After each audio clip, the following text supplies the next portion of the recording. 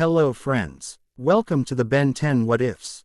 How are you all? So we are back with an interesting movie on what if Ben 10 found the Multiverse Omnitrix and got Harem of Gwen. Eunice and Attea. Also be sure to subscribe and like this video. Now let's begin. Chapter 1. Fracture Point. The iridescent glow of Bellwood's sunset painted the sky in hues of amber and violet as Ben Tennyson stood atop the water tower, his silhouette sharp against the fading light. At 20, he'd grown into his role as Earth's defender with a quiet confidence that replaced his teenage bravado.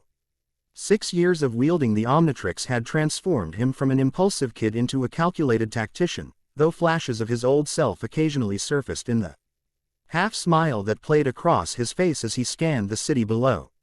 All clear on the east side, he reported into his plumber badge. No sign of the energy signature. Gwen's voice crackled through the calm. I'm getting stronger readings near the old observatory. Whatever crashed there is still active. On my way. Ben stepped off the edge of the water tower, free falling for 3 exhilarating seconds before slapping the familiar face of the Omnitrix. Emerald light engulfed him, reconstructing his DNA into the aerodynamic form of Jetray. Leathery wings caught the updraft as he soared toward the hills overlooking Bellwood.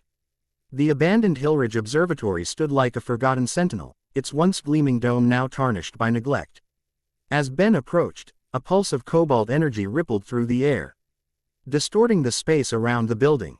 The anomaly lasted only seconds, but it left behind a lingering scent of ozone and something else, something alien that prickled at his senses.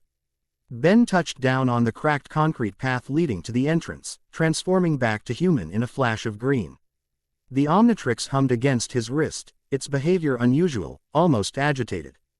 6 years had given him an intuitive understanding of the device's nuances, and tonight something felt distinctly wrong. Whatever you are, he muttered to the device, you're picking up something new. The observatory's massive doors hung askew, one partially torn from its hinges. Fresh damage, not the result of years of abandonment. Ben stepped through the gap, Omnitrix raised before him, its glow providing limited illumination in the cavernous main hall. The beam caught fragments of shattered glass and twisted metal scattered across the floor. Following the trail of destruction, Ben made his way to the central chamber where the observatory's telescope once pointed skyward. Now, a jagged hole had been torn through the roof, moonlight spilling onto something embedded in the concrete floor. It wasn't a meteor or any spacecraft Ben recognized.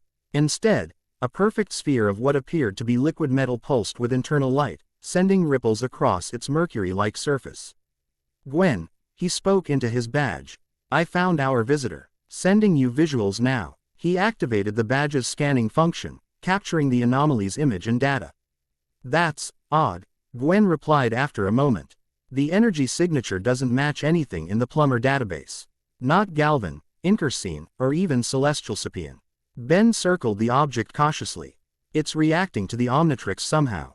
I can feel it. As if responding to his words, the sphere's surface rippled more violently, tendrils of liquid metal stretching upward.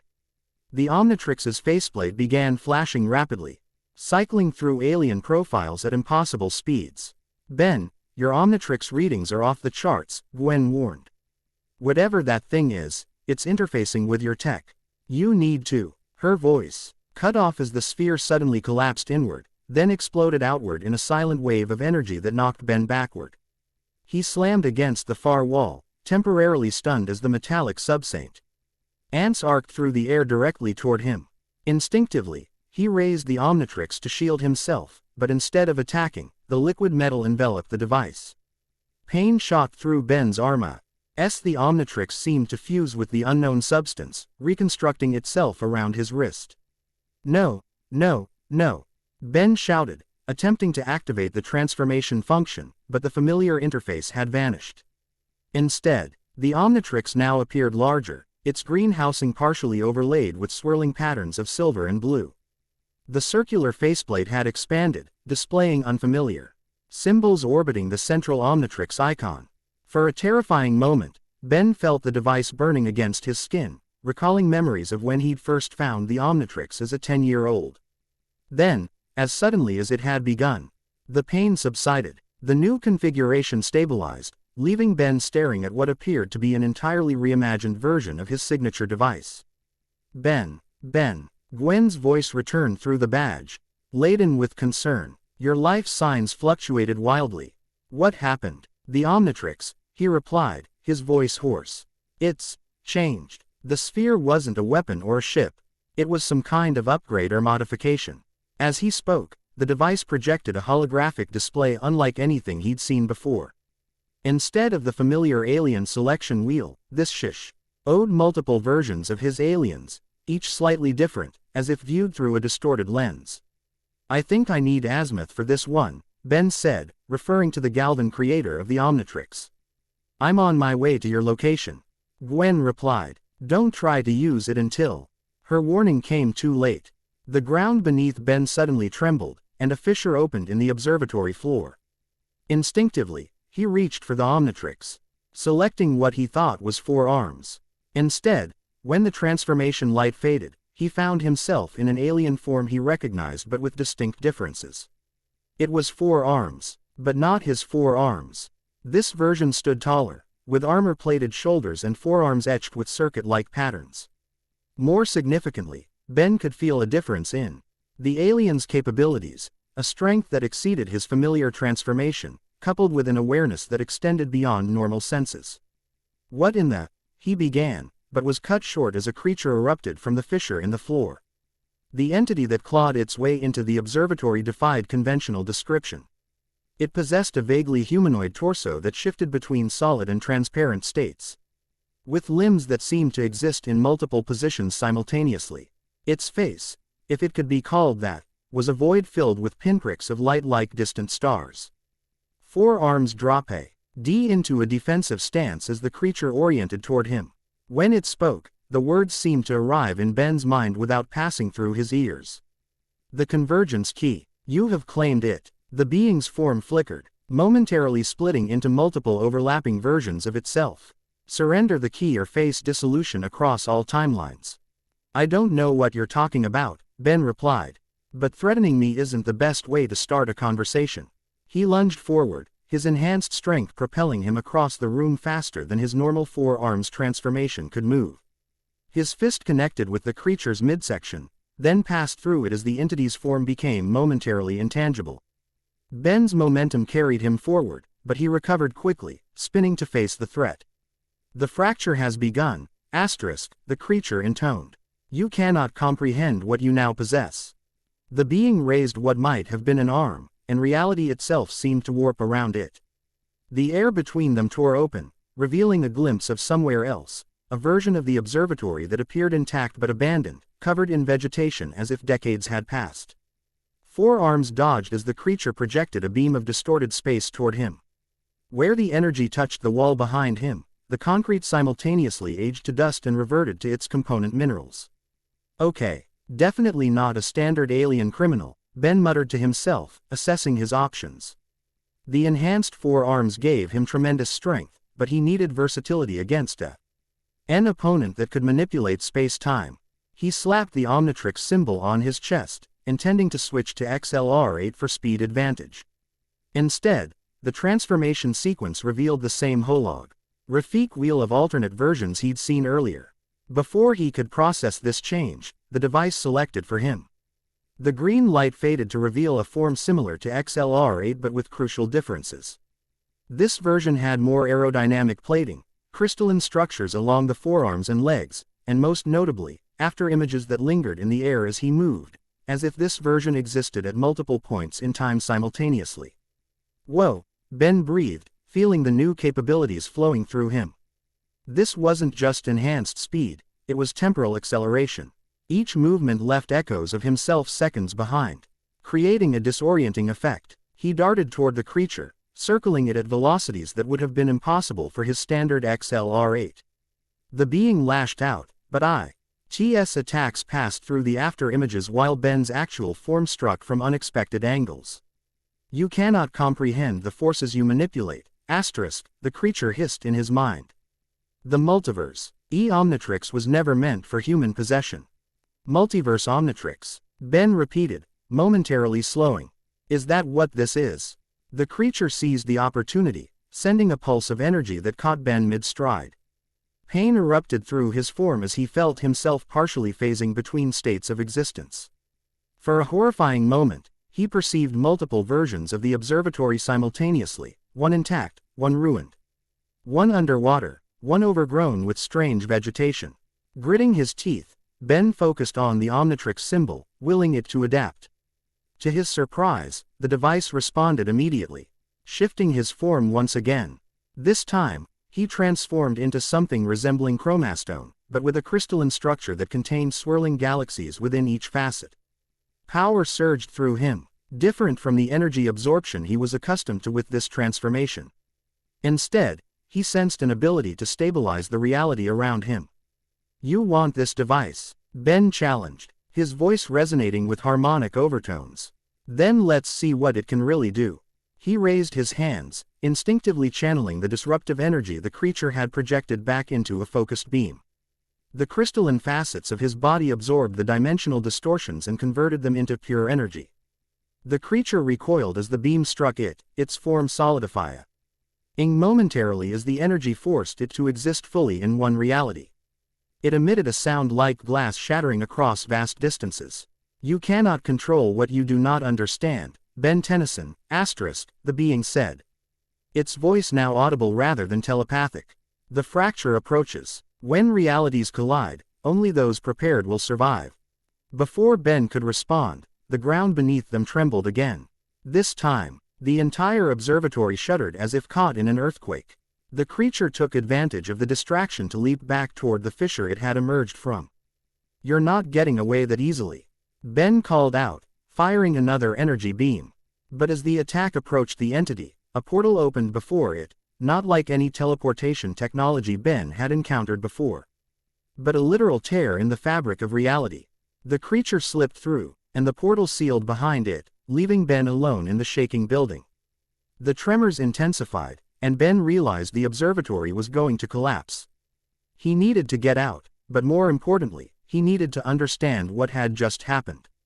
Focusing on the Omnitrix symbol, he attempted to transform into Jetray again for a quick escape.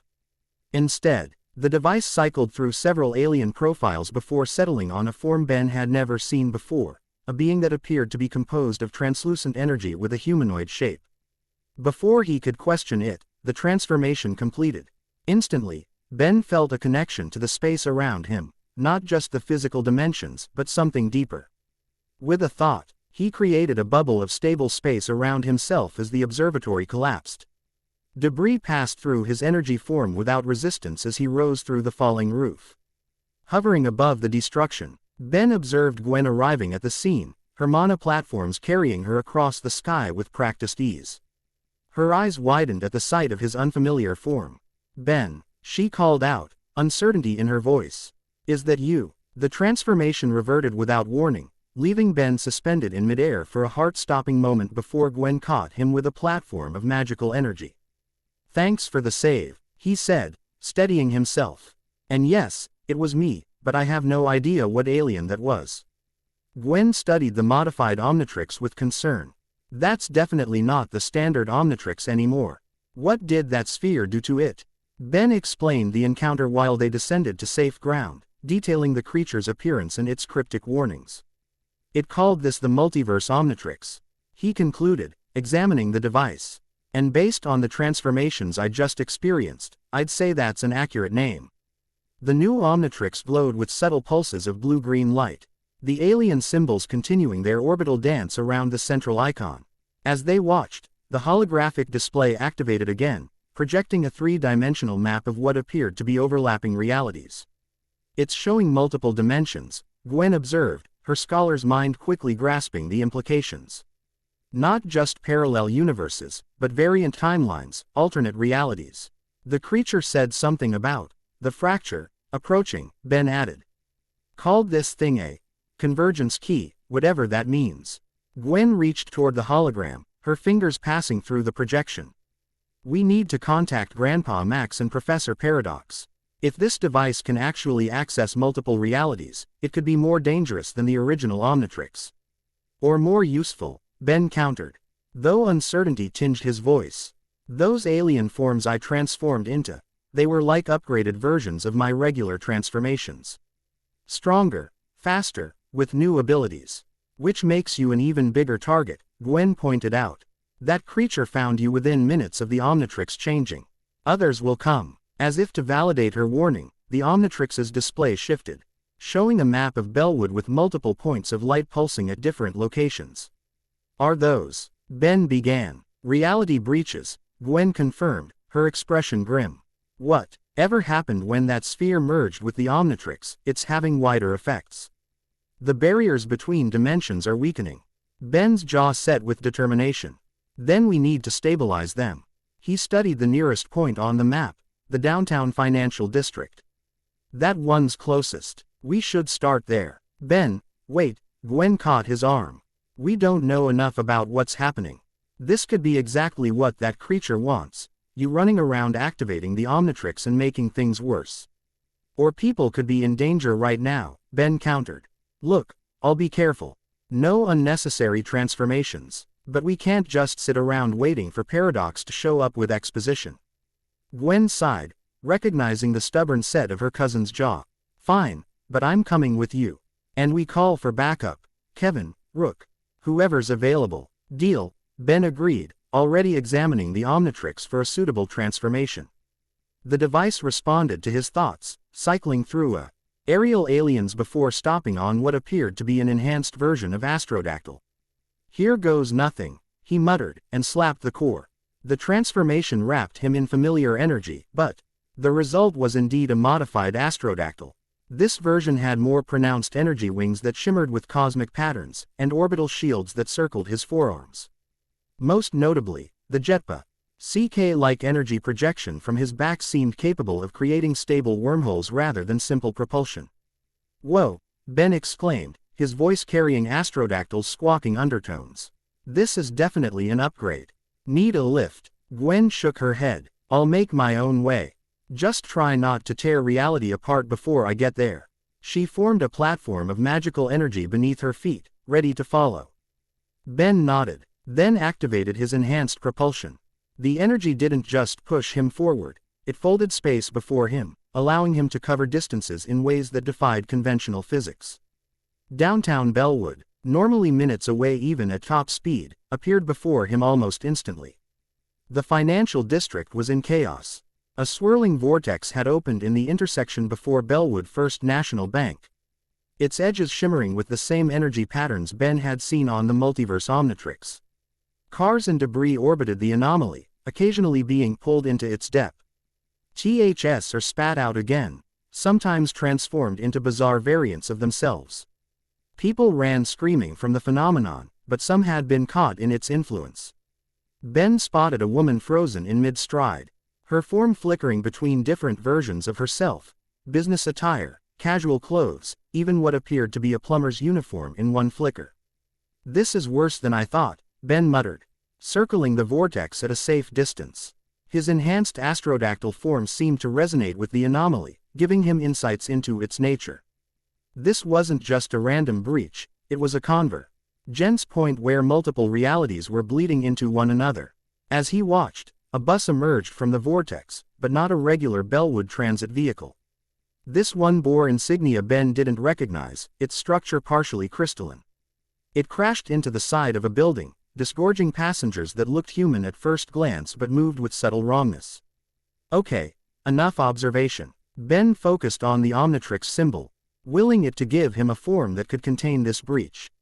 The device pulsed against his chest, and he felt himself transforming once more. This time, the alien that emerged resembled clockwork. The Chronosapian transformation, but with significant differences. Where clockwork was mechanical, this version seemed to exist partially outside conventional time, i.e.'s body composed of interlocking gears that moved in impossible ways. The key-like protrusion on its head had been replaced by a crown of temporal energy that showed past, present, and future simultaneously. Chronosphere. Ben named the transformation instinctively, the knowledge of its capabilities flowing into his consciousness. This wasn't just a being that could manipulate time, it could stab analyze temporal anomalies and repair breaches between realities. Raising his hands toward the vortex, Ben concentrated on understanding its structure. Through Chronosphere's perception, he could see He breaches a tangle of timeline strings, each representing a different reality trying to occupy the same space.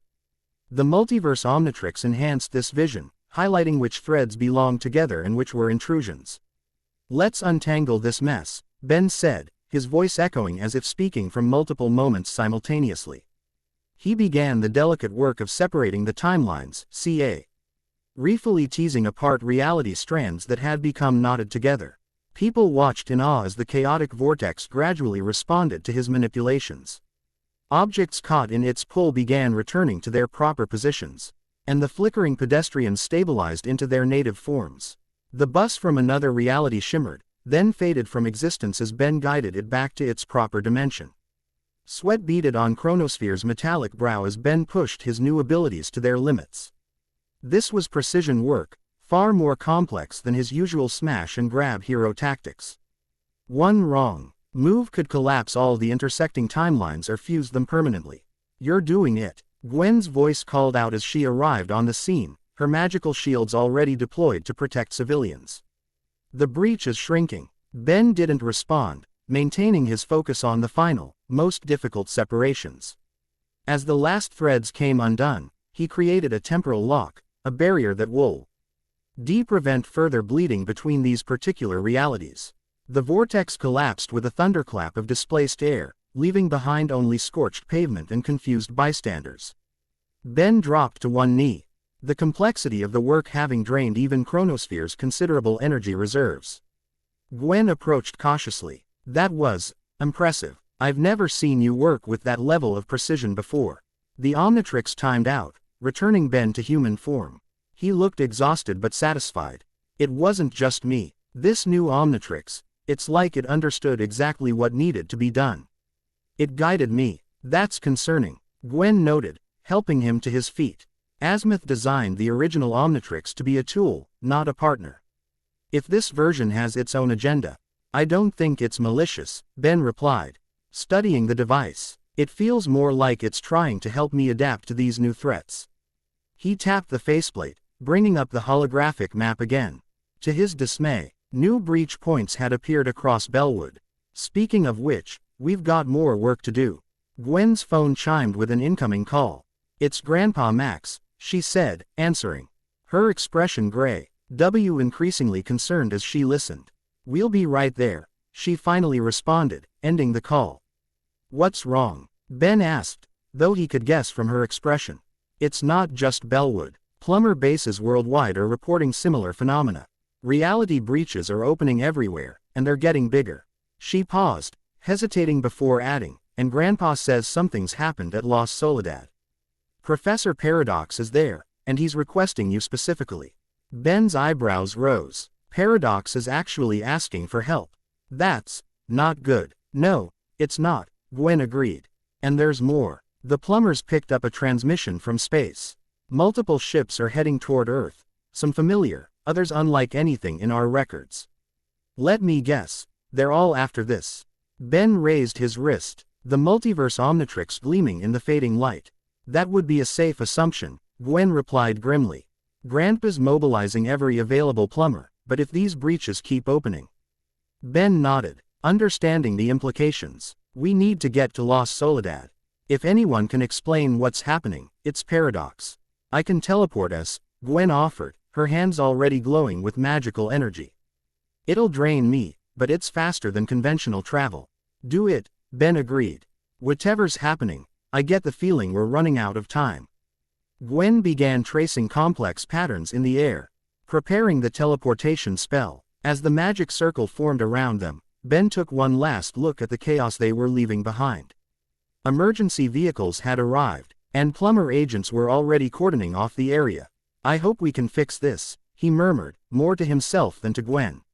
"Whatever the fracture is, it's just getting started." The teleportation spell activated, enveloping them in a sphere of magenta energy. In the instant before they vanished, Ben glimpsed something through a ripple in the air. Another Bellwood, another reality. The sky burned with emerald fire and familiar silhouettes fought against shadows. Then they were gone, hurtling through magical space toward Los Soledad and whatever answers awaited them there. He The abandoned military base of Los Soledad appeared around them as Gwen's spell completed. The familiar sight of crumbling buildings and empty parade grounds greeted them, but with a disturbing attitude. The entire complex was surrounded by a dome of shimmering energy that pulsed with temporal distortions. At the center of the base stood Professor Paradox, though not as they were accustomed to seeing him. The time traveler's normally immaculate appearance was disheveled, his lab coat torn and his expression haggard. He was maintaining some kind of temporal field that seemed to be the only thing keeping the dome from collapsing entirely. "Ben Tennyson," Paradox called out as they approached, relief evident in his voice. "And Gwendolyn as well. Excellent timing, though I suppose that's to be expected when dealing with a time traveler." "Professor, what's happening?" Ben asked, moving quickly to the man's side. "These reality breaches, the creature that attacked me, this new Omnitrix. All connected, I'm afraid." Paradox interrupted, his British accent strained with effort. "And I have precious little time to explain. The Chronosapiens would say we're experiencing a Class 7 temper al fracture. Multiple timelines colliding and attempting to occupy the same space-time coordinates." "Caused by what?" Gwen pressed, her hands already glowing as she prepared to assist with maintaining the barrier. "By what you're wearing, Benjamin." Paradox nodded toward the Multiverse Omnitrix. "Or rather, by its activation in this particular reality." Ben glanced down at the device with new concern. "The creature called it a convergence key." "An apt description," Paradox agreed. "That device was created by a version of Azimuth from a parallel timeline, one where the Chronosapiens and Celestial Sapiens waged war across the multiverse. It was designed as a last resort, a tool to navigate and potentially merge stable realities when his own was facing destruction." "So it's not just accessing alternate aliens," Ben realized. "It's accessing alternate versions of my aliens from different timelines." "Precisely. The original Omnitrix catalog DNA from your universe. This version logs variant DNA across all potential realities where you exist." Paradox winced as the barrier around Los Soledad fluctuated. "The problem is, it was never meant to be activated in a stable reality. Its very presence here is causing dimensional barriers to weaken." "Can we shut it down?" Gwen asked, directing supportive magical energy toward Paradox's temporal field. The professor shook his head. "I'm afraid not. Once activated, the Multiverse Omnitrix becomes symbiotically linked to its wielder across all realities. Removing it now would cause a cascade failure that would collapse not just our timeline, but countless others." Ben felt the weight of responsibility settling on his shoulders, heavier than anything he'd experienced before. "So what do we do?" "We adapt," Paradox stated simply. "The Multiverse Omnitrix may be causing these breaches, but it's also the only tool capable of sealing them permanently. What you did downtown was merely a temporary fix." "Great," Ben muttered. "So I break reality. Then I have to fix it." "Such is often the burden of power," Paradox offered with a sympathetic smile. "But you won't be doing it alone. The fracture affects all realities, which means—" He was interrupted by a thunderous crack as the barrier around Los Soledad buckled. Through the widening gap, Ben could see strange light pouring in, not sunlight, but something else, as multiple suns of different colors were trying to shine through simultaneously. "We're out of time," Paradox announced, his expression grave. "Listen carefully, Ben. The Multiverse Omnitrix will draw others to you, some allies, some enemies, all with their own agendas regarding the device. Trust your instincts about who to believe." "What about you?" Gwen asked, struggling to reinforce the failing barrier with her magic. "I must attempt to stabilize the primary temporal junction points across the multiverse," Paradox explained. "This location was merely the first to show signs of the fracture. Others will follow, and if certain nexus points collapse, entire realities will cease to exist." The professor reached into his pocket and withdrew a small device resembling a pocket watch. "This chronometer is synchronized to the fracture's progression.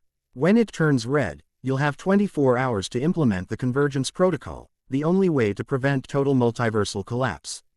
"And how exactly do I do that?" Ben asked, accepting the device. "The Omnitrix knows," Paradox replied cryptically. "When the time comes, it will guide you. But be warned, the protocol requires specific components from different realities." You'll need to gather them while navigating the breakdown of dimensional barriers. The barrier shuddered again, sections beginning to disintegrate entirely.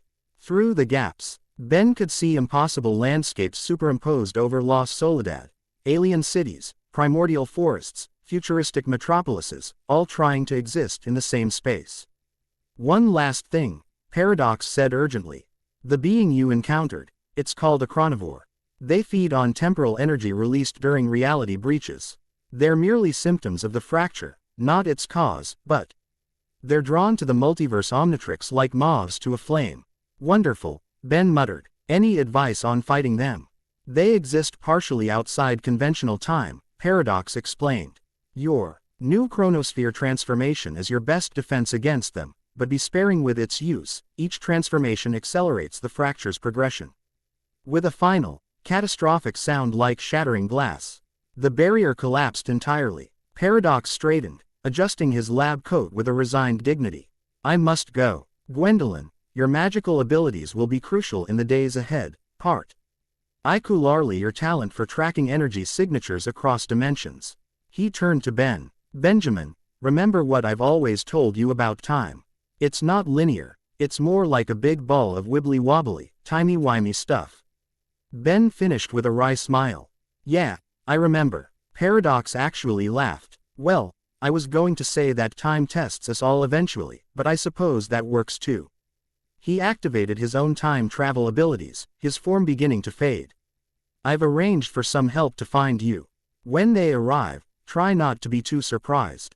With that enigmatic statement, he vanished completely, leaving Ben and Gwen alone as reality itself seemed to shatter around them. The skies above La Soledad had become a kaleidoscope of different atmospheres and the ground beneath. Their feet shifted between desert hardpan, metal flooring, and strange crystalline structures.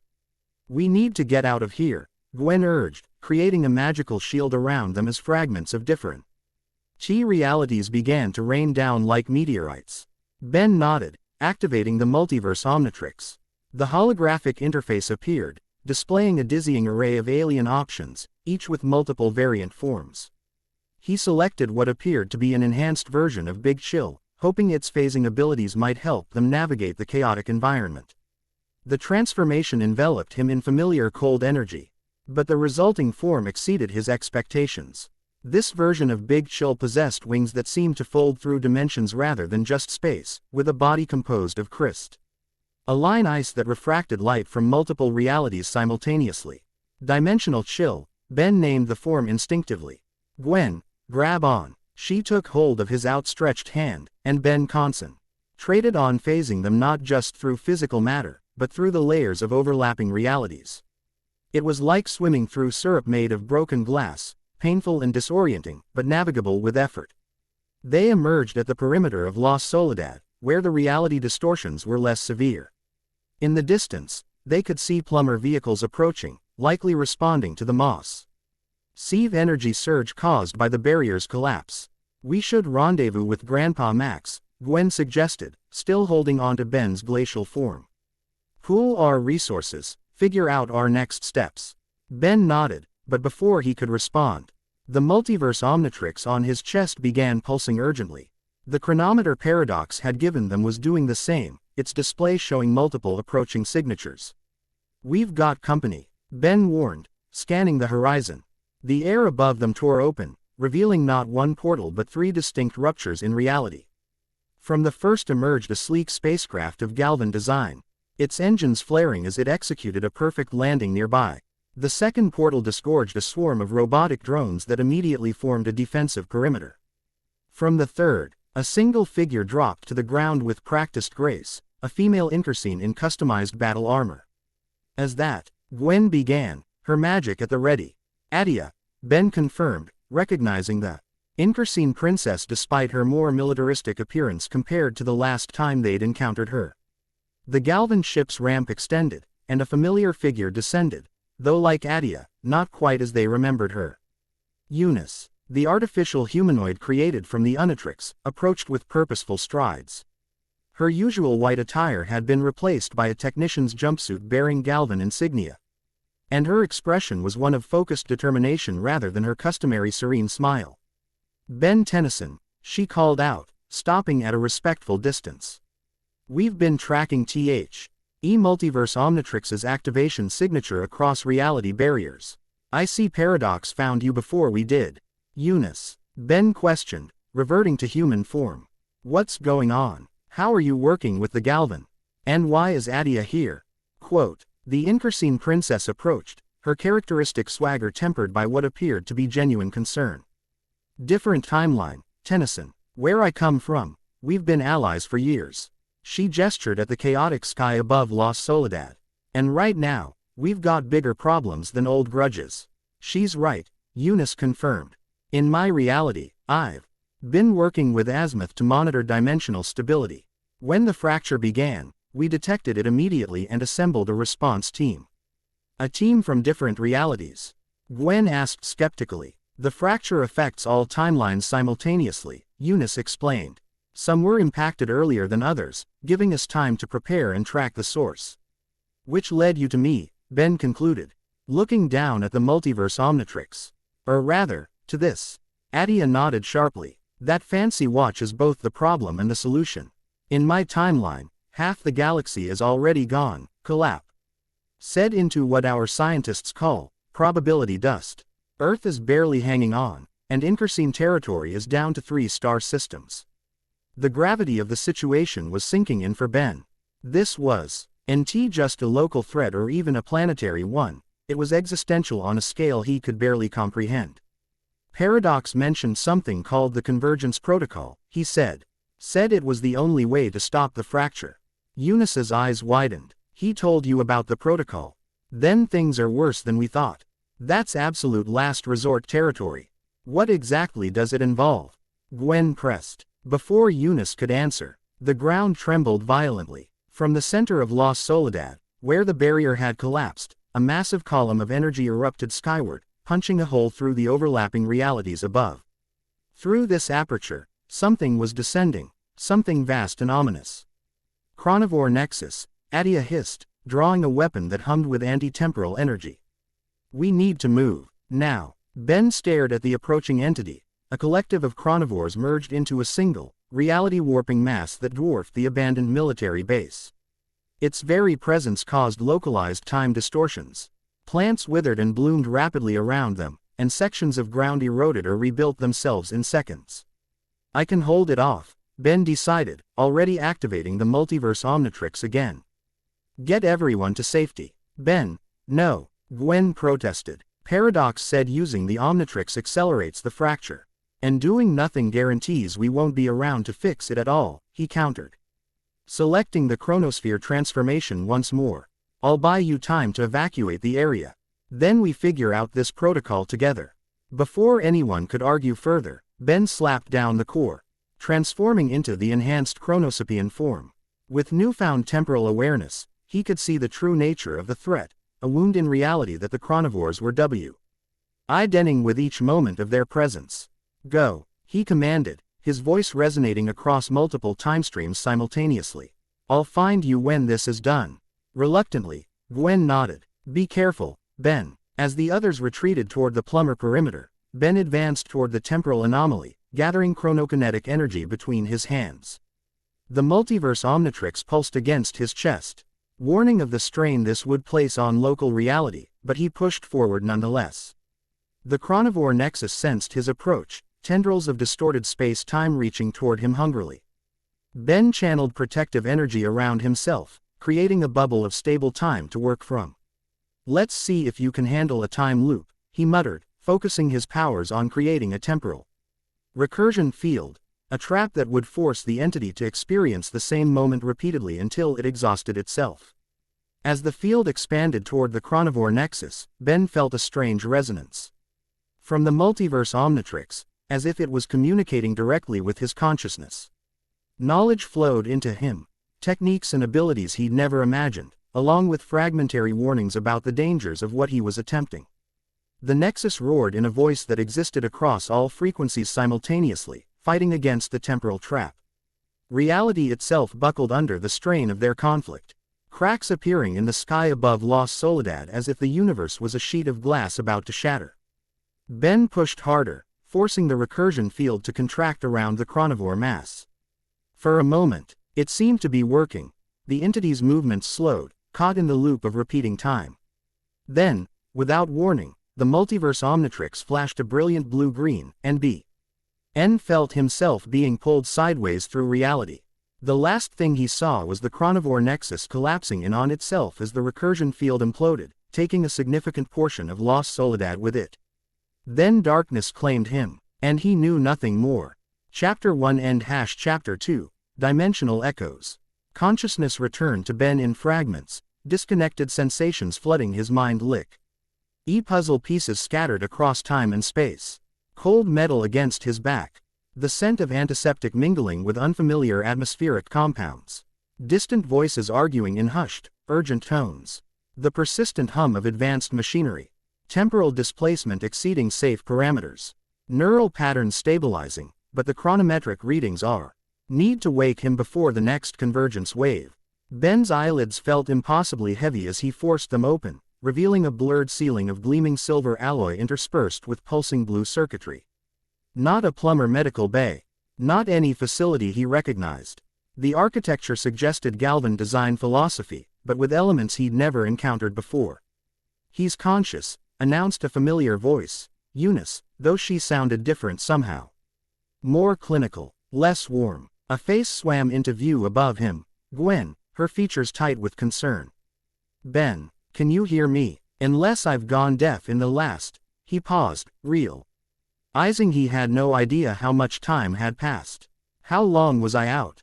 17 hours by Earth standard measurement, came Attea's distinctive voice from somewhere beyond his field of vision. "Though, out, isn't exactly accurate. You weren't anywhere for most of that time." Ben attempted to sit up, wincing as every muscle protested simultaneously. His body felt wrong somehow, like it had been disassembled and put back together slightly incorrectly. The room spun briefly before stabilizing into focus, revealing a laboratory space that defied conventional physics. Sections of the walls periodic. Allies shifted between solid metal and transparent energy fields, offering glimpses of what appeared to be entirely different locations. "Easy," Gwen cautioned, supporting his shoulders. "Your molecular structure is still reintegrating." "My what is doing what now?" Ben groaned, finally managing to prop himself upright. The Multiverse Omnitrix gleamed on his wrist, its housing now displaying intricate patterns that shifted between various alien writing systems. "And where exactly are we?" Eunice approached, holding what appeared to be a scanner of Galvan design. Her white blonde hair was pulled back in a practical style, and the jumpsuit she wore bore insignia that Ben didn't recognize, some combination of Galvan and plumber symbols merged with other, unknown elements. "We're aboard the Crucible," she explained, running the scanner over his body with practiced efficiency. "A Galvan research vessel designed to navigate dimensional boundaries. And technically speaking, we're not in any single location at the moment. We're maintaining position at the intersection of 7 converging realities." 7. Ben echoed, trying to process this information. "Is that normal?" A harsh laugh came from Attea, who leaned against a nearby console. The Inkerseen princess looked battle-worn, her customary royal attire replaced by tactical armor bearing scorch marks and hastily repaired damage. "Nothing's been normal since the fracture began, Tennyson. We're lucky to find stable intersection points at all." Ben's attention was drawn to a massive viewscreen dominating one wall of the laboratory. It displayed what appeared to be a 3-dimensional map of overlapping realities, represented by differently colored spheres connected by pulsing filaments of energy. Several of these spheres were darkened or displayed alarming fracture patterns. "Those are different universes?" he asked, gesturing toward the display. "Different timelines within the multiverse," Eunice corrected, studying her scanner readings with a slight frown. "Each sphere represents a distinct reality where Earth exists in some form. The connections between them show natural dimensional bleed points, places where realities touch under normal circumstances. And the damaged ones?" Ben pressed, already suspecting the answer. "Collapsed," Attea stated flatly. "Gone. Erased from existence along with everyone and everything in them." The weight of that statement hit Ben like a physical blow. Entire realities, billions of lives, countless variations of Earth and its inhabitants, simply wiped from existence. And somehow, the device on his wrist was connected to this catastrophe. What happened at La Soledad? He asked, memories of the confrontation with the Chronivore Nexus still vivid in his mind. The last thing I remember is creating a temporal recursion field, and then you nearly tore reality apart at the seams, came a new voice, familiar, yet subtly different. Ben turned to see Kevin Levin entering the laboratory through a door that seemed to phase in and out of existence. Like the others, this Kevin wasn't quite the one Ben knew. His features were harder, bearing scars that his Kevin didn't have. And his osmosian absorption abilities appeared to have been augmented with cybernetic components along his left arm. Kevin. Ben blinked in surprise. You're here too. Not your Kevin, he replied with a dismissive gesture. I'm from Eunice's timeline. When the fracture hit our reality, I was working security for a joint Galvan-Plummer research initiative. He nodded toward Eunice. She pulled me through before our Earth collapsed. Collapsed? Ben echoed, looking to Gwen for confirmation. What about our Earth? Our timeline? Gwen's expression was grim but determined. Still intact, but showing signs of instability. After you disappeared, Grandpa Max ordered a full planetary evacuation protocol. Plummer bases worldwide are preparing civilians for potential reality breaches. As for what happened at La Soledad, Eunice continued, setting aside her scanner, your attempt to contain the Chronivore Nexus created a cascading temporal implosion. Under normal circumstances, it would have destroyed everything within a 100-mile radius. I'm sensing there's but coming, Ben noted dryly. But, Eunice confirmed with the ghost of a smile, the Multiverse Omnitrix appears to have protected you by ejecting you from conventional space-time altogether. You essentially fell through the cracks between realities until we were able to lock onto your quantum signature and pull you back. Ben glanced down at the device on his wrist with newfound respect and trepidation. So it saved my life. While simultaneously accelerating the fracture's progression by approximately 37%. Attea added pointedly, your little time trick at La Soledad collapsed 3 more stable realities. Millions of lives gone in an instant. The accusation struck Ben like a physical blow. He'd faced the consequences of his actions before, but never on this scale. The thought that his attempt to help had actually caused catastrophic damage across multiple realities was almost unbearable. I didn't know, he said quietly, then with more conviction, but now I do. And I'm going to fix this. Kevin scoffed. Big talk from the guy who just woke up after nearly destroying the multiverse. That's enough, Kevin, Eunice intervened before Ben could respond. Recriminations won't solve our current predicament. We need to focus on implementing the Convergence Protocol before the remaining stable realities begin to collapse. The mention of the protocol reminded Ben of his conversation with Professor Paradox. Paradox mentioned that too, said it was the only way to stop the fracture. But he didn't exactly leave an instruction manual. Because there isn't one, Gwen explained, bringing up a holographic display from a nearby console. The Convergence Protocol isn't a single procedure. It's a theoretical framework for stabilizing multiversal collapse scenarios. The specific requirements change depending on which realities are affected and how the collapse is progressing. The hologram showed a complex equation system that Ben couldn't begin to comprehend, mathematical symbols he recognized interspersed with others that seemed to defy conventional geometry. In simple terms, Eunice translated, noting Ben's confused expression, we need to gather specific components from different realities, then use them to create a stabilization matrix Centera. D on the primary catalyst of the fracture. Which would be this, Ben concluded, raising his wrist to display the Multiverse Omnitrix. So what are these components? And how do we get them if realities are collapsing all around us? Attea pushed away from the console she'd been leaning against, approaching a circular platform at the center of the laboratory. With a few quick gestures, she activated a holographic projection that expanded to fill the space above the platform, a 3-dimensional representation of what appeared to be a crystal formation of impossible complexity. This is the chronocapacitor, she explained. It exists in fragments across 5 different timelines. We need all 12 fragments to construct the stabilization matrix. And you know which timelines these fragments are in? Ben asked. We can calculate their probable locations, Eunice clarified, joining Attea at the platform. The Multiverse Omnitrix provides a quantum entanglement signature that resonates with the fragments. In theory, you should be able to use it to navigate directly to each piece. In theory, Kevin emphasized skeptically. Ben studied the holographic crystal, noting how its structure seemed to shift subtly as he viewed it from different angles, as if parts of it existed in dimensions his eyes couldn't properly process. So we find these fragments, bring them back here, assemble this chronocapacitor thing. And that stops the fracture. Not quite, Gwen corrected. Once assembled, the chronocapacitor has to be synchronized with the Multiverse Omnitrix at the exact epicenter of the fracture event. Which is where? Ben pressed. The four exchanged glances that did nothing to inspire confidence. That's complicated, Eunice finally admitted. The fracture didn't originate in any single reality. It's more like it occurred everywhere simultaneously, propagating backward and forward through time across all connected dimensions.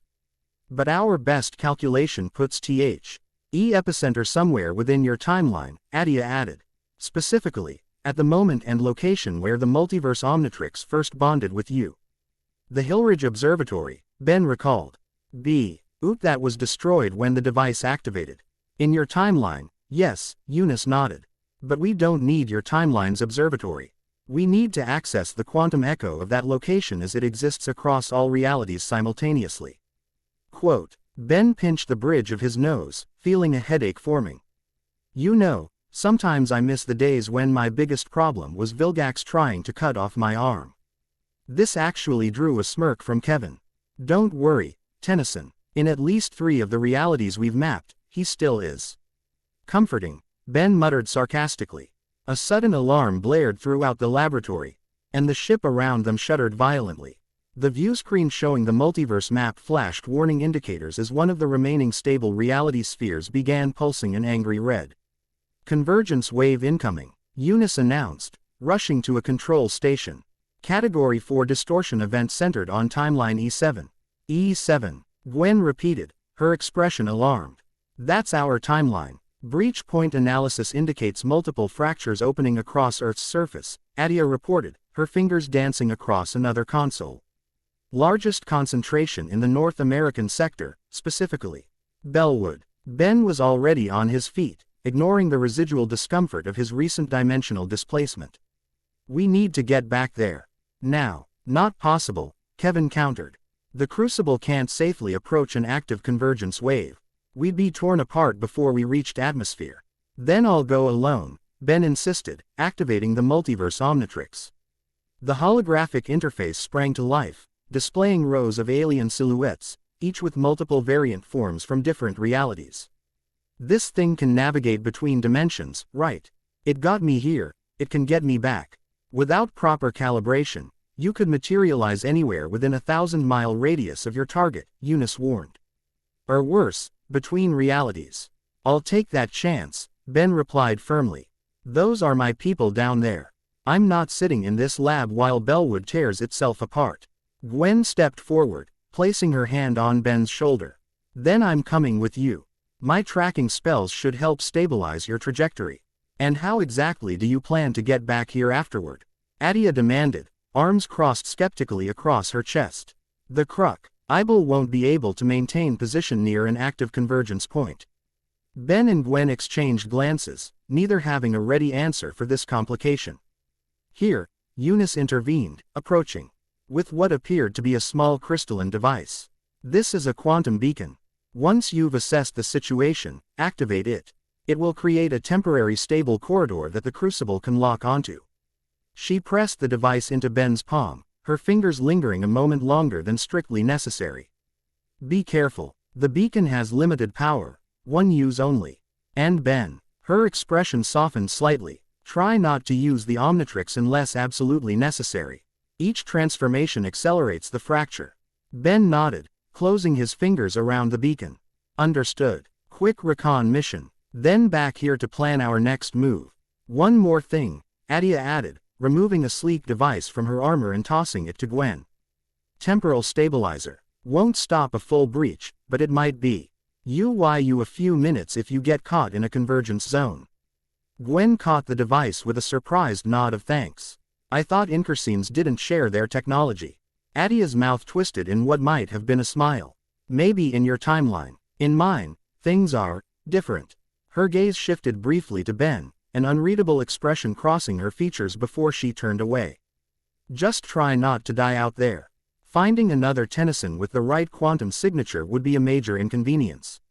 Your concern is touching, Ben replied dryly, turning his attention to the Multiverse Omnitrix. He cycled through the available transformations, searching for one that might safely transport them across dimensional boundaries. After a moment, the device seemed to anticipate his need, highlighting what appeared to be an enhanced version of clockwork. This should work, he murmured, more to himself than the others. Gwen, ready, she nodded, moving closer and placing her hand on his arm. Her other hand traced mystical sigils in the air, a spell of protection and guidance forming around them both. The convergence wave will reach critical mass in approximately 3 minutes, Eunice reported, monitoring the deteriorating situation on her displays.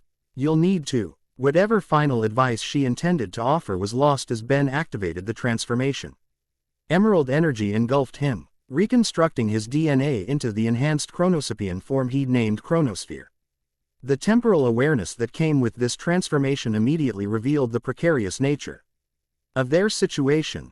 The crucible itself existed at the nexus of multiple timelines, each pulling in different directions as the convergence wave approached.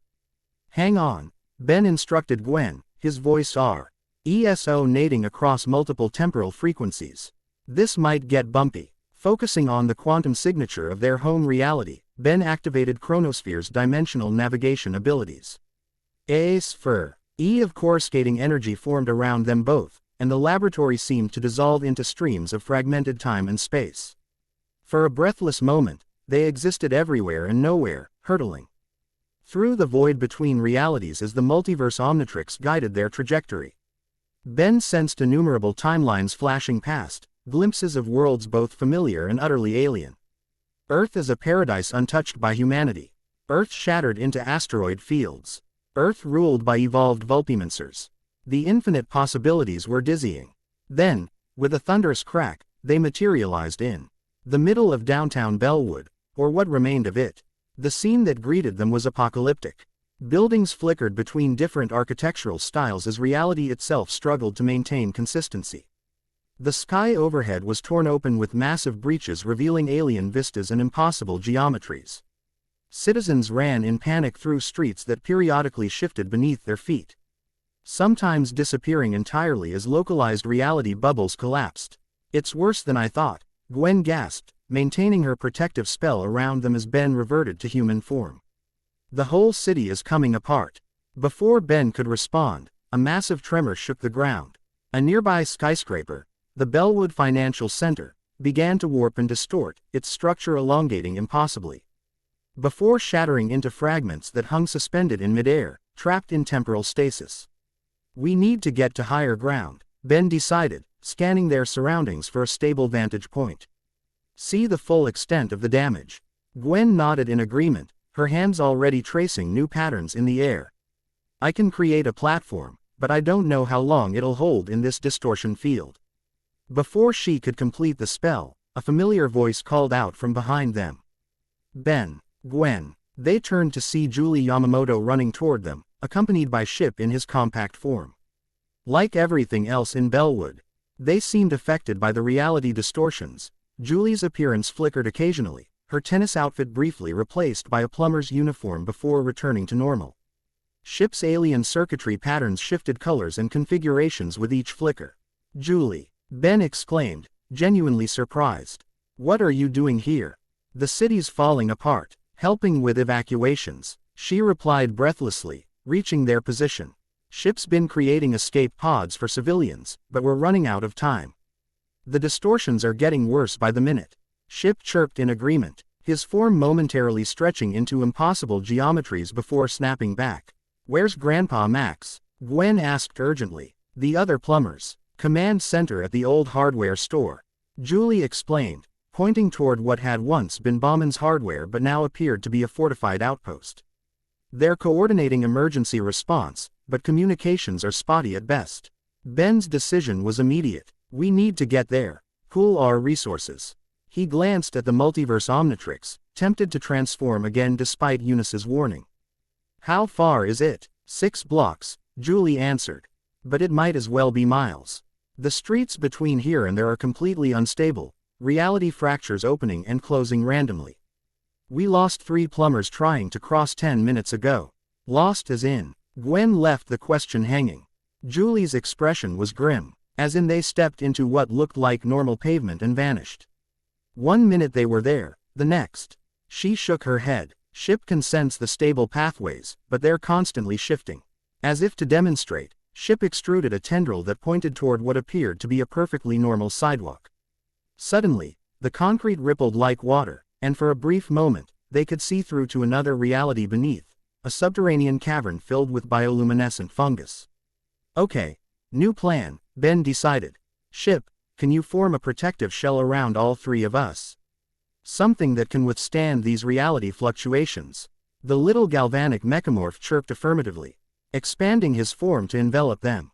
Within seconds, they were enclosed in a sleek, armored vehicle similar to Ship's spaceship configuration but more compact and reinforced.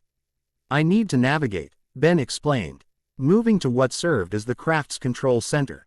Gwen, can you use your mana tracking to locate stable pathways? Gwen nodded, her eyes glowing with magical energy as she placed her hands against Ship's interior surface. I can see the fracture lines. They're like tears in the fabric of reality. If we move carefully, I think we can avoid the worst of them. Julie, we need your connection with Ship. Ben continued. He responds to you better than anyone. Can you help him maintain structural integrity if we hit turbulence? We've been doing that all day. Julie confirmed with determined confidence. Ship can adapt to most of the distortion effects we've encountered so far. With their roles established, they began the perilous journey toward the Plumber Command Center. Ship glided just above the ground, following Gwen's directions as she called out course corrections. The city around them continued to deteriorate, buildings and streets flickering between different versions of themselves. Left here, Gwen directed. No, wait, reality shift coming. Hold position. Ship halted as the intersection before them warped dramatically. For a moment, they were looking at an alien marketplace filled with species Ben had never encountered before, then a prehistoric jungle, then back to Bellwood but with architecture that seemed decades more advanced. Now, Gwen commanded when a stable path momentarily appeared. Ship surged forward, narrowly passing through before the reality shifted again. They continued this stop-and-go progress for several blocks, each transition more harrowing than the last. We're almost there, Julie reported, peering through Ship's transparent forward section. I can see the command center.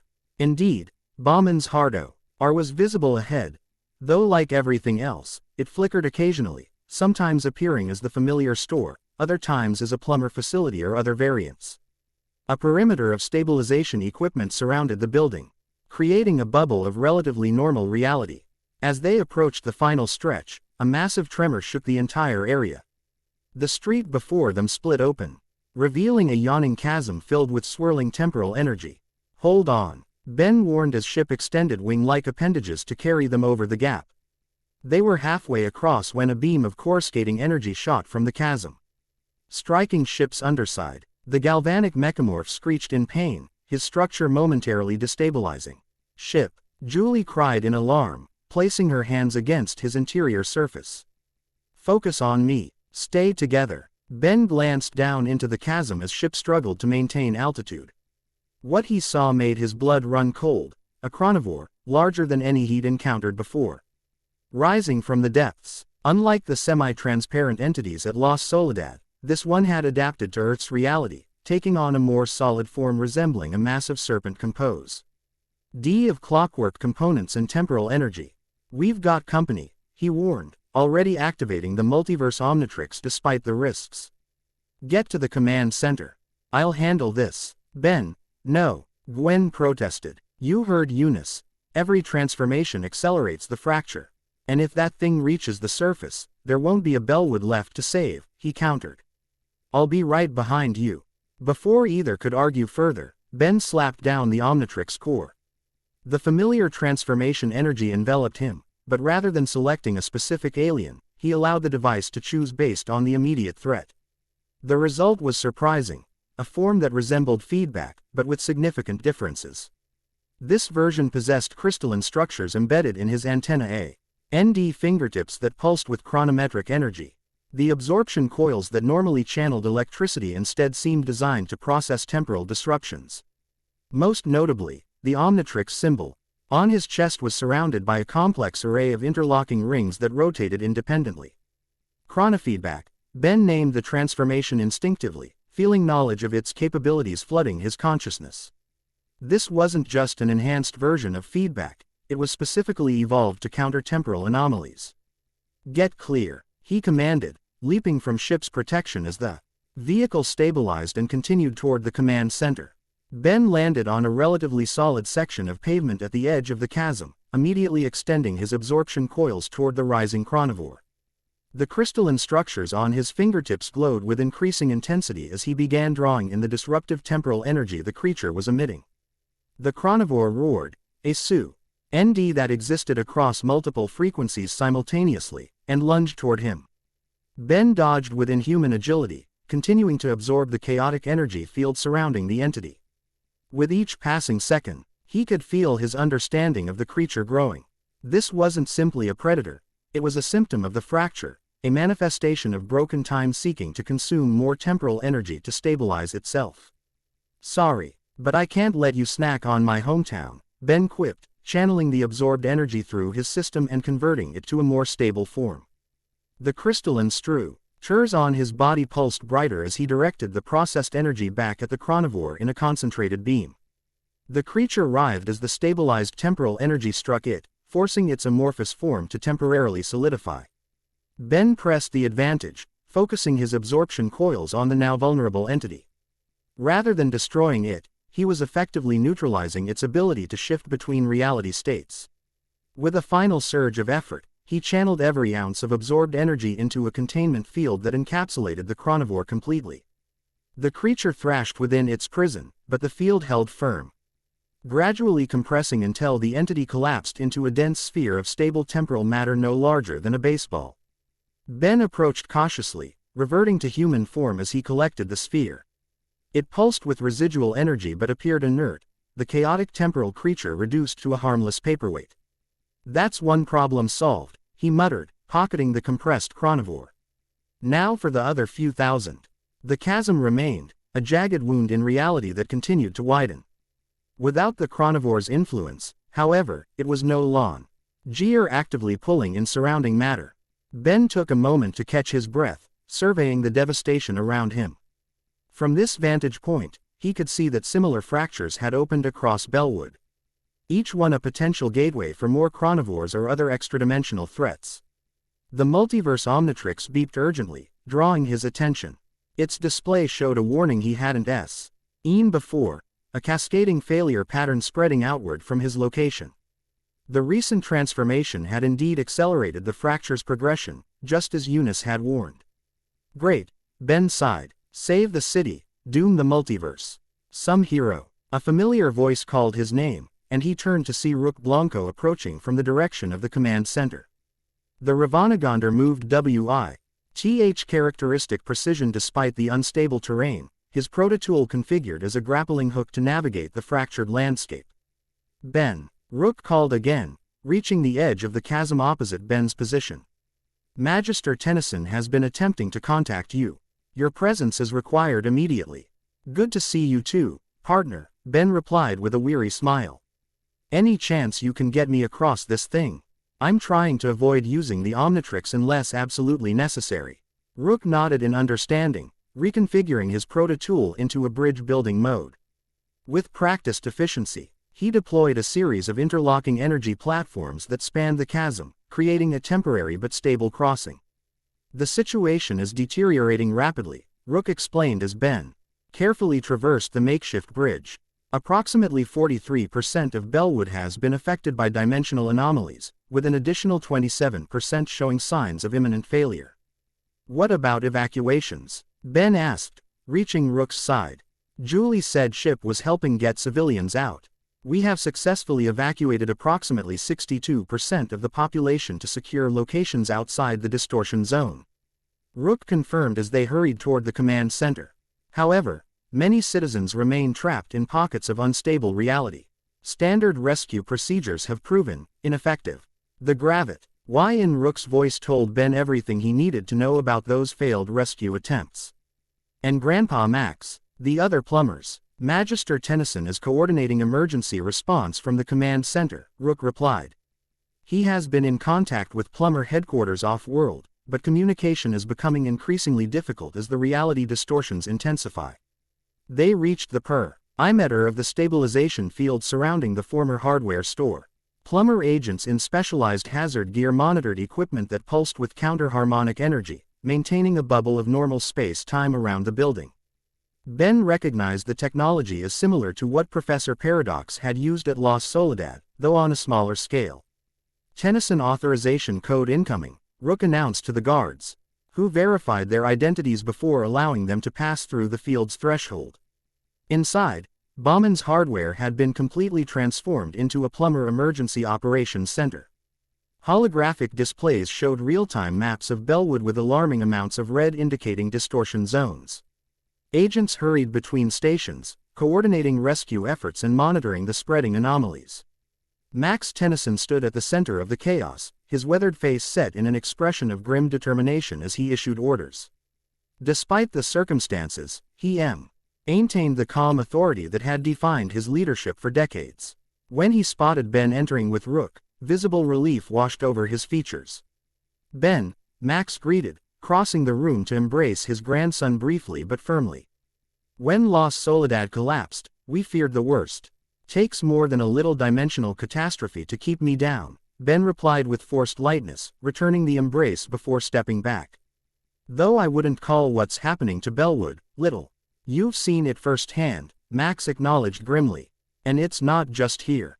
We're getting reports of similar phenomena worldwide, reality breaches opening in major population centers across the globe. He led Ben to the central command table where a holographic display showed the planetary situation. Red hotspots indicated breaches on every continent, with particularly intense activity in areas with significant alien or magical presence.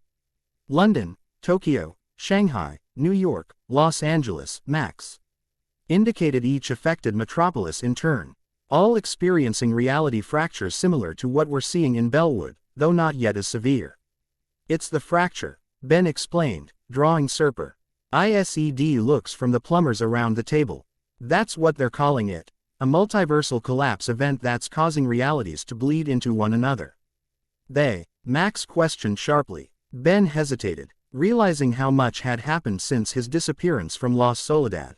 It's complicated, Grandpa. After the observatory, I met Paradox. He told me about the Multiverse Omnitrix. He raised his wrist, displaying the modified device. Then I got pulled into some kind of dimensional void. I've been working with, well, not exactly the people we know, but versions of them from different timelines. Max's expression grew increasingly concerned as Ben summarized his experiences aboard the Crucible and what he'd learned about the fracture. When Ben mentioned the convergence protocol and the need to collect fragments of the chronocapacitor, Max exchanged a meaningful glance with Rook. What? Ben asked, noting the exchange. You know something about this? Perhaps, Rook admitted cautiously. Before communications were disrupted, we received a transmission from Azimuth. He mentioned something called a chronocrystal that might stabilize the anomalies. That's gotta be part of the chronocapacitor, Ben realized. Did he say where to find it? Max nodded, bringing up a new display on the holographic table. According to Azimuth, a fragment exists here on Earth, specifically in the ruins of the Mount Rushmore base. Ben frowned in confusion. But that base was destroyed years ago, when I was still a kid. Precisely why it might contain what we need, Max explained. Azimuth believes these fragments exist at points of temporal significance, locations where major timeline divergences occurred. The destruction of the original plumber headquarters would certainly qualify, Rook added. It marked a critical juncture in Earth's relationship with extraterrestrial entities. Ben processed this information, connecting it with what he'd learned aboard the Crucible. So we need to get to Mount Rushmore. Find this fragment, and then, what? I'm supposed to bring it back to the Crucible, but with reality falling apart around us, I'm not sure how. He was interrupted by a familiar chirping sound as Ship entered the command center, still carrying Gwen and Julie. The galvanic mechamorph released his passengers before reverting to his smaller form, clearly exhausted from maintaining structural integrity through the distortion zones. Ben, Gwen exclaimed, relief evident in her voice. What happened with the chronivore? Handled it, Ben replied, patting his pocket where the compressed entity rested. But we've got bigger problems. He quickly brought them up to speed on the Mount Rushmore situation. A fragment of the chronocapacitor, Gwen mused, her scholar's mind already connecting the pieces. That's exactly what we need. But getting to Mount Rushmore won't be easy. The reality distortions are spreading faster than we can track them. And we can't use conventional aircraft. Max added grimly, we've already lost 3 plumber ships to spatial anomalies in the upper atmosphere. I might have a solution, Ben said, withdrawing the quantum beacon Eunice had given him. This can create a stable corridor back to the Crucible. If we can reach Mount Rushmore and find the fragment, we can use it to return directly. Which still leaves the question of how to get to Mount Rushmore in the first place, Julie pointed out pragmatically. Ship chirped from his position at Julie's feet, drawing their attention. The little mechamorph had recovered somewhat and was now projecting a simplified hologram of what appeared to be a tunnel system. What's he showing us? Ben asked, studying the projection. The old plumber emergency network, Max realized. Recognition dawning on his face. Underground transit tubes designed to connect major bases in case of global catastrophe. We decommissioned them decades ago, but the infrastructure should still exist. And more importantly, Rook added, catching on quickly, they exist primarily in subspace, a dimensional buffer zone less affected by surface reality distortions. Ben's expressio brightened with the first real hope he'd felt since returning to Bellwood. So we could use these tubes to reach Mount Rushmore without having to deal with the fractures tearing apart the surface. Theoretically, Max confirmed, though his tone remained cautious. But the entrance point is across town, beneath the water treatment plant. And we have no way of knowing what condition the tubes are in after all these years. It's our best option, Ben decided, looking around at the assembled group. Gwen, Rook, Julie and Ship, you're with me. We'll make our way to the water plant, access the tubes, and head for Mount Rushmore. I'm coming too, Max stated in a tone that brooked no argument. I helped design those tunnels. You'll need my access codes and knowledge of the system. Ben wanted to protest, to insist that his grandfather remain in the relative safety of the command center, but he knew Max was right. This mission needed his expertise. What about the quantum beacon? Gwen asked. We only have one shot with it. If we activate it at Mount Rushmore and return to the Crucible, what happens to everyone still in Bellwood? A heavy silence fell over the group as they confronted the impossible choice before them. Stay and fight a losing battle against the fracture, or leave in search of a solution that might save everything, at the risk of returning to find nothing left to save. The needs of the many, Rook said quietly, quoting an Earth philosophy he'd come to respect. Max placed a hand on Ben's shoulder, his expression solemn but resolved. If what you've told us about the fracture is true, then finding these fragments is our only hope of saving not just Bellwood, but every reality threatened by this collapse. We have to try. Ben nodded, the weight of the decision settling across his shoulders. Then we move now, before things get worse. He glanced at the Multiverse Omnitrix, which continued to pulse with ominous energy. And I'll try to avoid using this unless absolutely necessary. We'll need equipment, Rook noted, already moving toward the supply area. The tunnels may be protected from the worst of the distortions, but they present their own hazards. As the others prepared for the journey, Ben found himself momentarily alone with Gwen. His cousin studied him with the perceptive gaze that had seen through his bravado since they were children. You're carrying a lot, she observed quietly. This isn't your fault, Ben. Isn't it? He countered, keeping his voice low. This multiverse Omnitrix bonded with me. According to Paradox, that's what triggered the fracture. And every time I use it to help, I'm actually making things worse. You didn't ask for this, Gwen reminded him firmly. And from what you've told me, The fracture was happening regardless, the device just accelerated the process. What matters is that you're trying to fix it. Ben managed a small, grateful smile. When did you get so wise? Around the time you got so serious. She replied with a hint of her old teasing tone. The Ben I grew up with would be making jokes about how cool his new alien forms are. They are pretty cool, Ben admitted, his smile widening slightly. You should see chronofeedback. All the energy absorption abilities of feedback, but for temporal distortions instead of electricity. Gwen rolled her eyes, but her expression was fond. There's the Ben I know. Now come on.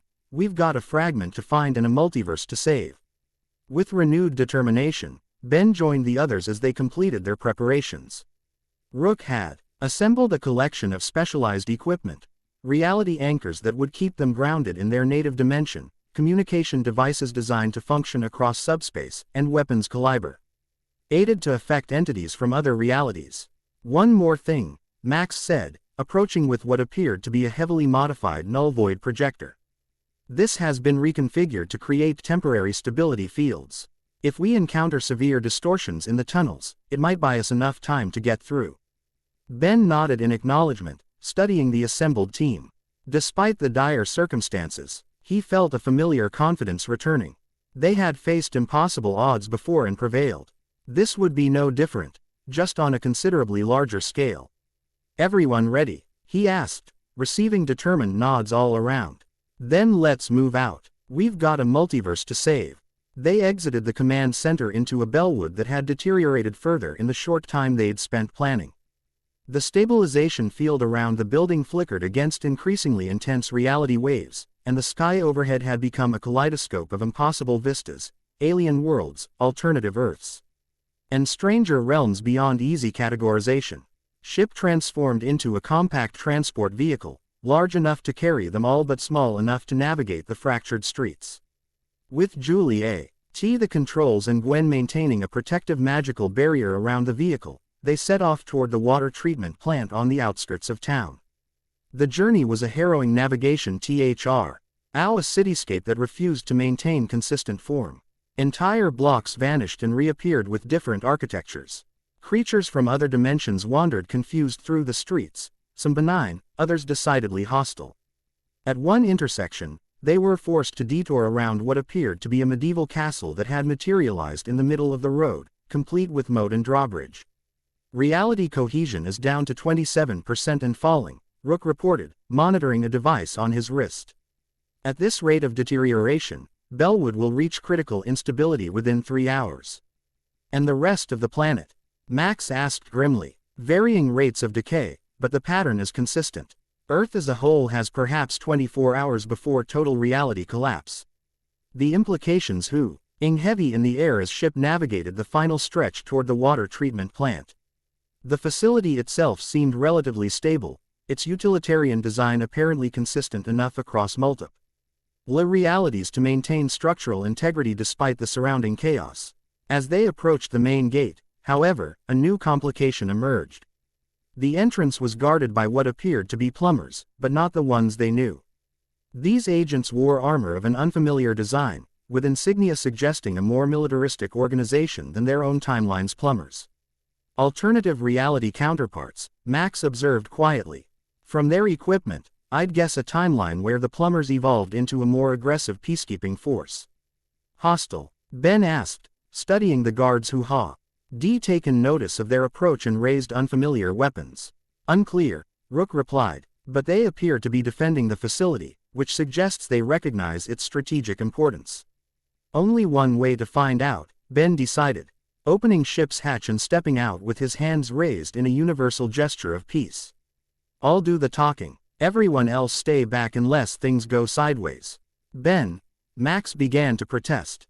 But his grandson was already approaching the alternative plumbers. I'm Ben Tennyson, he called out clearly, stopping at a respectful distance. Plumber agent from W. Hat I'm guessing is a different reality than yours. We need access to the old transit system beneath this facility. The guards exchanged glances, their weapons not quite lowering but not firing either. After a tense moment, one stepped forward, a human woman with a commanding presence and a facial scar that suggested significant combat experience. Tennyson, she acknowledged, her tone wary but not openly hostile. Your counterpart in our reality is dead. Fell during the Incarsine invasion 3 years ago. Ben absorbed this information with a slight flinch. Sorry to hear that. Look, I don't know how much you understand about what's happening, but these reality breaches aren't random. There's a way to fix them, but we need to reach Mount Rushmore through the old transit tubes. The woman studied him skeptically, her gaze lingering on the Multiverse Omnitrix. That device, our scientists detected its energy signature when the breaches began. Some believe it's the cause. It's complicated, Ben admitted. But right now, it's also our best hope of stopping this before all our realities collapse completely. After a moment of consideration, the woman made a gesture to her colleagues, who lowered their weapons slightly. I'm Commander Chen, head of Plumber Special Operations in my reality. We've been holding this facility because our sensors indicated it might be a Nexus point for stabilizing the local dimensional field. It is, Max confirmed, joining Ben despite his earlier caution. But not in the way you think. The real stability point is at Mount Rushmore, specifically the ruins of the old Plumber headquarters. Commander Chen's eyes widened slightly in recognition.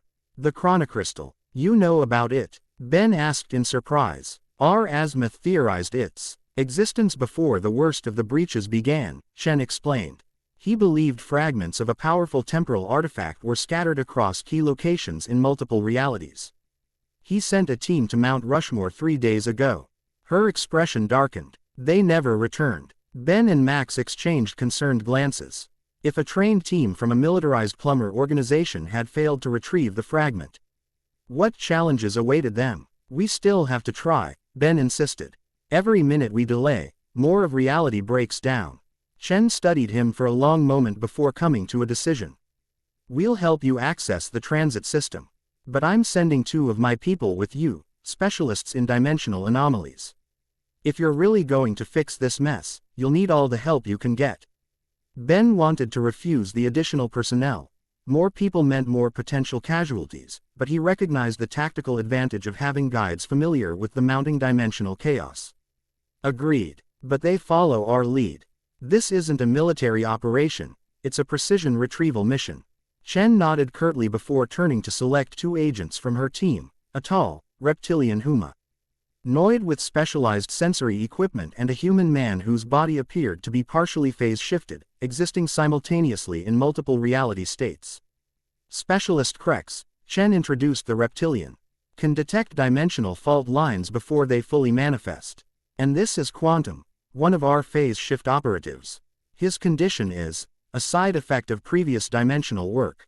The artially transparent man offered a nod of acknowledgement, his form occasionally rippling as if buffeted by unseen currents. I can navigate spaces between realities, he explained, his voice echoing slightly. Useful for crossing barriers that would trap or destroy normal matter. Welcome aboard, Ben said with genuine appreciation for their unique abilities. Now, about that entrance to the transit system. Commander Chen led them through the water treatment facility to what appeared to be an ordinary maintenance room. After entering a complex security code, a section of floor retracted to reveal a vertical shaft descending deep beneath the facility. This access point is still operational in our reality, Chen explained. The system itself hasn't been used in decades, but the infrastructure remains intact, or it did before the breaches began. Beyond this point, we have no current intelligence. Max approached the shaft, examining the control panel with professional interest. Basic architecture is identical to our reality's version. My access codes should work on the primary systems, assuming they're still functional. And if they're not? Julie asked, a practical concern's ship returned to his smaller form at her side. Then we do this the hard way, Ben replied, patting the Multiverse Omnitrix. Though I'm hoping to avoid that option if possible. With final preparations complete, they bid farewell to Commander Chen and her remaining team. The alternative reality plumbers would continue defending the facility, maintaining a stable zone in the increasingly chaotic Bellwood. Good luck, Tennyson, Chen offered as they prepared to descend. If you succeed, perhaps we'll never know. If you fail, She glanced meaningfully at the sky, where new fractures were spreading like cracks in glass. Well, none of us will be around to care. Cheery thought, Ben remarked dryly. We'll succeed. We have to. With that declaration of determination, their EXPA NDED team began the descent into the underground transit system, and the next phase of their desperate mission to save not just their world, but all possible worlds threatened by the expanding fracture. The access shaft extended nearly a kilometer beneath Bellwood, illuminated by emergency lighting that flickered erratically as they descended via a service platform. The walls occasionally shifted, sometimes appearing as the concrete and metal they expected, other times revealing alien materials or organic components from alternate versions of the facility. Reality cohesion is stronger down here, Rook observed, monitoring his scanner. Approximately 63% stability compared to 27% on the surface.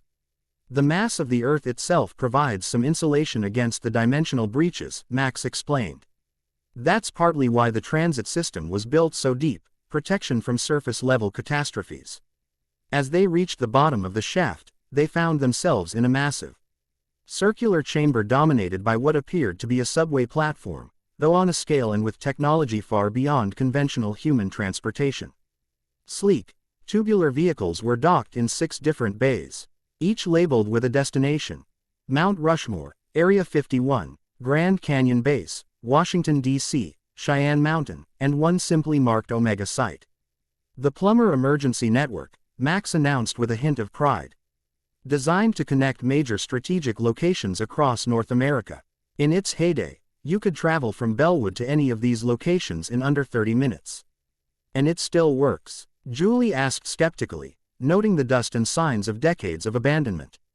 The system was designed to remain operational with minimal maintenance, Max replied, approaching a control station at the center of the platform. Self-sustaining power cores, automated repair systems, and shielding against most known forms of attack or sabotage.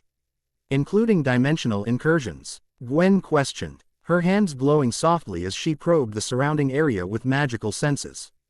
That wasn't exactly a design consideration at the time, Max admitted with a wry smile. But the sub-space tunnels operate partially outside normal space-time. That might give us some protection. He activated the ancient console, which responded with surprising readiness, holographic controls springing to life. After entering a complex authorization code, the system performed a status check, illuminating a map of the entire network. Several sections glowed red, indicating damage or obstruction. But the line connecting Bellwood to Mount Rushmore showed green, operational, if not optimal. We're in luck, Max announced.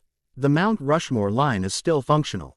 We should be able to reach the old headquarters in approximately 27 minutes.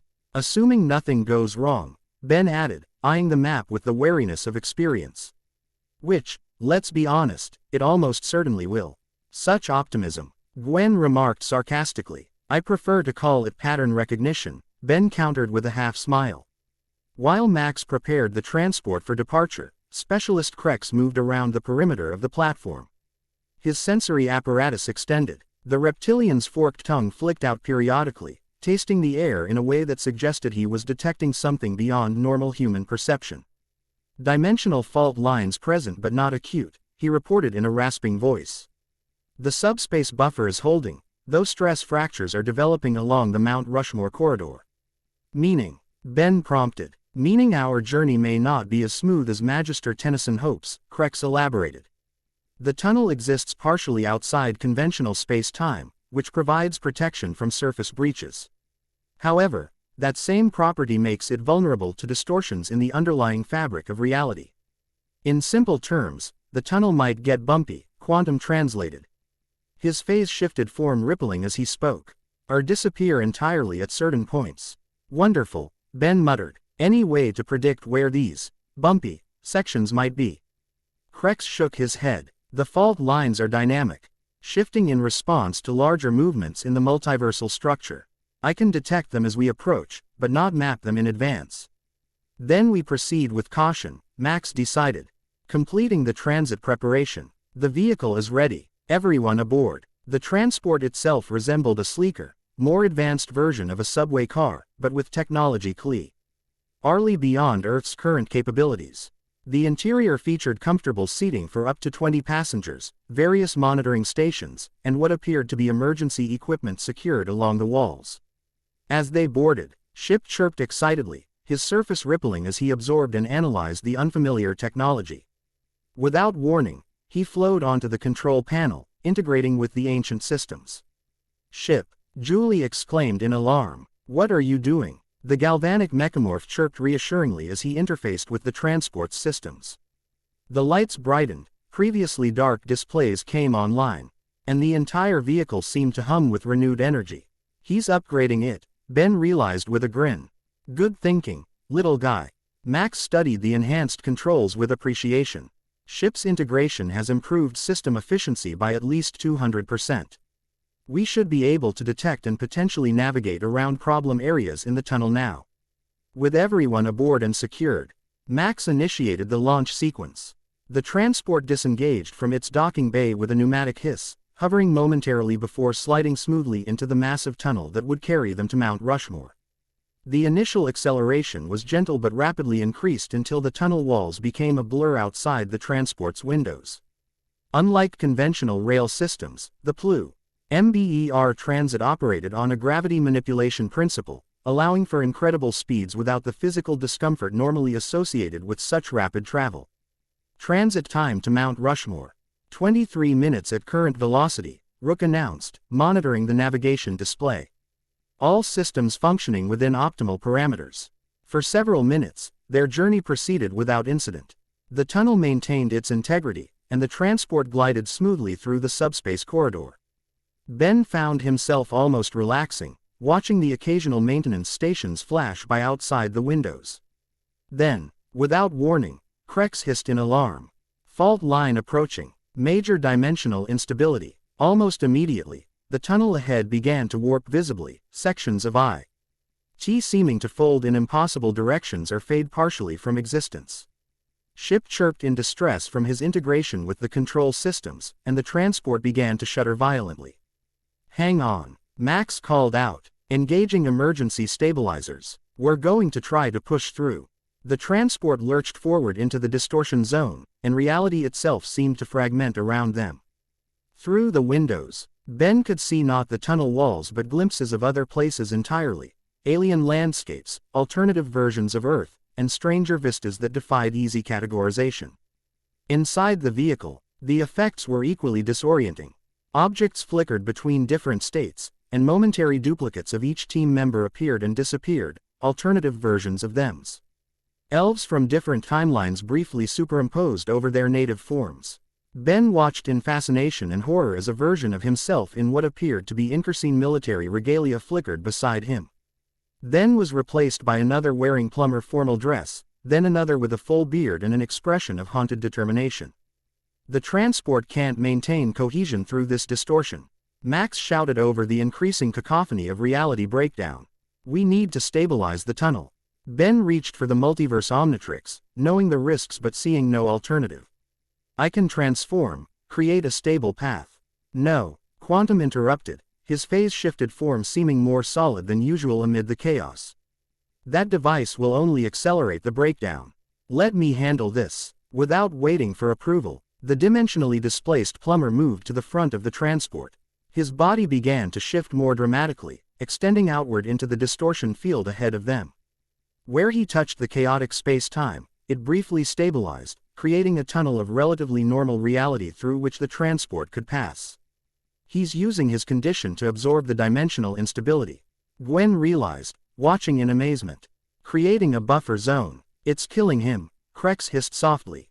"No physical form can channel that much dimensional flux." Ben's awe that the reptilian was right. Quantum's form was becoming increasingly diffuse, parts of him spreading thinner as he extended further into the distortion field. His expression showed intense concentration and pain, but also determination. "We need to help him," Ben insisted, moving toward the front of the transport. "Wait," Gwen cautioned, her hands already glowing with magical energy. "I might be able to reinforce what he's doing without using the Omnitrix." She began tracing complex patterns in the air, mana flowing from her fingertips to envelop Quantum's increasingly tenuous form. The magic seemed to strengthen his efforts. providing structure to his dimensional manipulation. It's working, Rook confirmed, monitoring the stability readings. Tunnel integrity increasing to viable levels. With Gwen's magical support, Quantum maintained the stability field long enough for the transport to pass through the worst of the distortion zone. As they emerged into a more stable section of tunnel, he collapsed backward, his form rippling dangerously as he struggled to reintegrate his widely dispersed essence. "Thank you," Max said sincerely as Krex helped his fellow agent to a seat. "That was incredibly brave." Quantum nodded weakly, his voice barely audible and echoing strangely. "Part of the job. Besides, not much left for me if reality collapses entirely." Ben studied the alternate reality plumber with newfound respect. Despite coming from a more militaristic organization, the man had risked what remained of his existence to help them, people from a different timeline he had no particular obligation to save. "How many more distortion zones before we reach Mount Rushmore?" he asked, turning to Krex. The reptilian consulted his sensory equipment. "At least 3 of similar magnitude. Possibly more developing as we speak. The fracture is accelerating. Can you handle 3 more passages like that?" Gwen asked Quantum, concern evident in her voice. The Phase S. Hifted man offered what might have been an attempt at a reassuring smile. "No choice, is there? Just, might need a little more magical help next time." "You'll have it," Gwen promised, already airing additional spells that might assist in the coming challenges.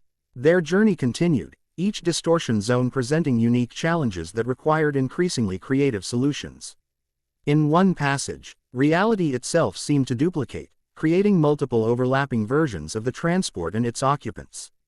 Only Gwen's quick spell casting prevented them from being torn apart as the duplicates attempted to reintegrate. In another, the tunnel briefly ceased to exist entirely, leaving them hurtling through a void filled with temporal debris, fragments of broken timelines and discarded possibilities. Ship extended his form around the transport's exterior, creating a protective shell until they reconnected with the tunnel on the other side. Through it all, Ben found himself in the UNU Sewell position of supporting rather than leading, unable to use the Multiverse Omnitrix without accelerating the very problem they were trying to solve. The forced reliance on his teammates' abilities as a humbling reminder that even with the most powerful device in the universe on his wrist, he was part of a team for a reason.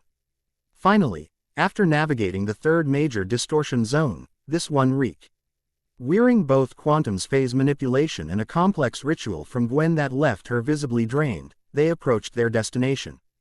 The tunnel widened into a massive underground chamber similar to the one they'd departed from in Bellwood, though this one showed signs of significant damage from the original destruction of the Mount Rushmore base years ago. "End of the line," Max announced as the transport glided to a stop at the platform. The old headquarters should be accessible via the main elevator shaft, assuming it's still intact. They disembarked cautiously, weapons ready and senses alert for any sign of danger.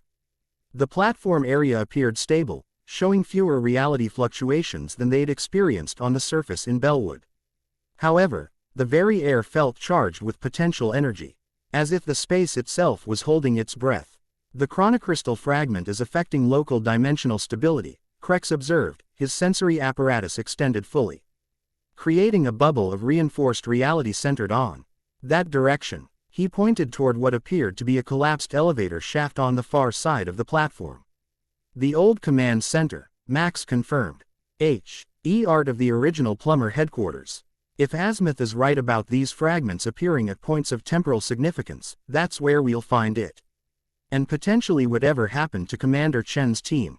Rook added soberly, his proto-tool configured for combat as he scanned the surroundings. Ben studied the collapsed shaft with a tactical eye. "That's going to be a tight squeeze. Ship, think you can help us navigate through the debris?" The little galvanic mechamorph chirped affirmatively, transforming into a drilling apparatus that began clearing a path through the fallen concrete and twisted metal.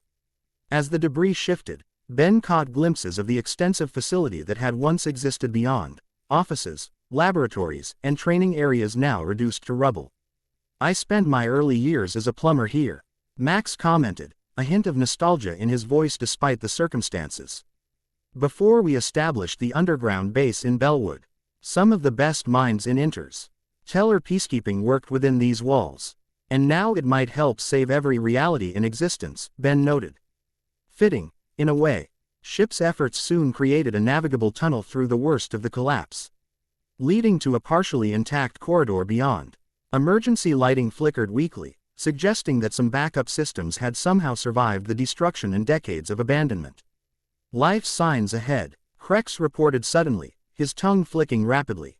Multiple beings, but the readings are unusual. Fragmented, as if they exist partially in our reality and partially elsewhere. Shen's missing team, Gwen suggested, or whatever prevented them from returning, Rook countered grimly. They advanced cautiously down the corridor, which occasionally shifted appearance, sometimes appearing as they expected, other times transforming into variants from different realities. In one flickering moment, Ben saw the hallway as it must have been in its prime, pristine, staffed by plumbers in vintage uniforms. In another flash, it appeared to be part of a completely different facility, with alien architecture and unknown technologies. As they approached what had once been the central command center, the fluctuations intensified. The massive doors leading to the heart of the facility were partially melted, as if subjected to extreme energy discharge. Beyond them lay a domed chamber largely intact despite the destruction that had claimed the rest of the base. And at the center of the chamber, suspended in midair within a swirling vortex of temporal energy, float a crystalline object approximately the size of a baseball, pulsing with colors that seemed to shift between spectrums visible and invisible to human eyes. The chronocrystal fragment, Max breathed, his expression a mixture of awe and concern. But they weren't alone in the chamber. Surrounding the floating crystal were 5 humanoid figures, wearing what appeared to be plumber armor of the design Ben had seen on Commander Chen's team. Yet something was terribly wrong with them. Their forms flickered and distorted, parts of their bodies occasionally becoming transparent or shifting into impossible configurations. Their movements were jerky and uncoordinated, as if they were fighting against the very physics of reality. Chen's team, Quantum confirmed quietly. They've been caught in a temporal loop, existing in multiple states simultaneously. As if hearing his words, the distorted plumbers turned toward the newcomers. Their faces were barely recognizable as human, features constant, shifting between different expressions and ages. When one spoke, the voice emerged as a discordant chorus of the same words spoken in slightly different times. Stay back, the lead figure warned, raising a weapon that phased in and out of existence. The crossing crystal is dangerous. It's a trap. We're here to help, Ben called out, stepping forward with his hands raised peacefully. I'm Ben Tennyson. We know about the crystal and what it does. The distorted plumber's expression cycled rapidly through confusion, recognition, and alarm. Tennyson. Impossible. You're dead in our reality. Different timeline. Ben explained quickly. We're experiencing a multiversal collapse event, the fracture. These crystals are the key to stopping it. The trapped plumbers exchanged glances, or tried to. Their desynchronized temporal states making even simple communication difficult. Finally, the leader spoke again. We came for the crystal 3 days ago, or perhaps why yesterday. Time is difficult here. He gestured to the floating fragment. When we attempted to remove it, something happened. We became untethered from normal space-time. They're experiencing time non-linearly, Gwen realized. Caught between moments, unable to fully exist in any single one. Can you help them? Ben asked quietly. Gwen studied the distorted plumbers with professional concern. Maybe. It would require synchronizing their personal timelines with our current moment. Difficult, but not impossible with the right spell. First priority is securing the crystal, Max reminded them. If the fracture continues to accelerate, none of this will matter. Ben nodded in agreement, though the plight of the trapped plumbers troubled him deeply. Gwen, start working on a synchronization spell. Rook, Krex, Julie and Ship, secure the perimeter. Quantum, your dimensional experience might help us understand what's happening to these people. Work with Gwen. Grandpa and I will focus on retrieving the crystal. With roles assigned, the team moved into position. Ben approached the temporal vortex surrounding the crystal cautiously, studying its rotation patterns and energy fluctuations. Unlike the chaotic distortions they'd encountered elsewhere, this phenomenon seemed organized, almost deliberate in its construction. It's like a lock, he observed, reaching out to feel. the energy field without quite touching it. The crystal is generating a stable reality bubble, but it's also protecting itself from removal. Azimuth theorized that these fragments would only reveal themselves to someone capable of using them properly, Max recalled. Perhaps it's responding to the Multiverse Omnitrix. Ben glanced down at the device on his wrist, which had begun pulsing in rhythm with the crystal's own emanations. Worth a try, I guess. But if using the Omnitrix accelerates the fracture this close to the fragment, the effects might be different, Max suggested. The crystal itself generates stability. It might counteract the Omnitrix's disruption. It was a gamble, but time was running short. Ben activated the Multiverse Omnitrix, cycling through available trans formations until he found one that seemed appropriate, a variation of gray matter with crystalline components incorporated into its diminutive form. Quantum matter, he named the transformation as the familiar energy enveloped him. When it faded, he stood at barely 6 inches tall, but his enhanced Galvan form radiated an intelligence that exceeded even gray matter's considerable cognitive abilities. More significantly, he could perceive the temporal vortex not as an impenetrable barrier but as a complex equation written in energy and probability. Fascinating, he remarked, his voice high-pitched but carrying an authoritative tone that gray matter typically lacked. This isn't just a protective mechanism, it's a resonance test. The crystal is evaluating potential wielders, determining if they possess the necessary multidimensional awareness to utilize it properly. He approached the vortex, tiny hands extended. Where they contacted the swirling energy, equations formed in glowing script, calculations so complex that even in this enhanced Galvan form, Ben had to concentrate fully to process them. It's a puzzle lock, he explained to the others as he worked. Based on quantum entanglement principles and temporal mathematics. Essentially asking for the solution to a paradox equation. Can you solve it? Max asked, watching in amazement as his grandson manipulated energies he couldn't begin to comprehend. Already have, quantum matter replied with a hint of Galvan pride. The solution isn't a specific answer but a demonstration of understanding multiversal constants. Watch. His tiny hands traced complex patterns through the vortex, rearranging its energy flows into new configurations. The swirling temporal field began to contract, condensing around the crystal itself until both were small enough for Ben to cradle in his palms.